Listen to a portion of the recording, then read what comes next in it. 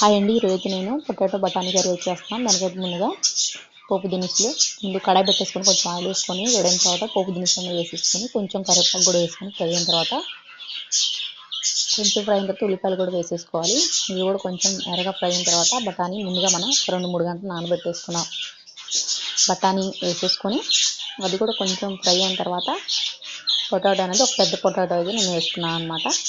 ముక్కలు కోసేసుకొని అది కూడా వేసేసుకొని కొంచెం అది కూడా ఫ్రై అయిన తర్వాత ఉప్పు పసుపు వేసుకొని ఒక 2-3 నిమిషాలు మగ్గించుకోవాలి. ఇలా మగ్గిన తర్వాత దీంట్లో ఒక హాఫ్ స్పూన్ అల్లం వెల్లుల్లి పేస్ట్ వేసుకొని బాగా కలిపేసి చివర కొంచెం కారం కూడా వేసేసుకొని దీంట్లో సరిపడా వాటర్ అనేది వేసుకొని ఉడికించుకోవాలి.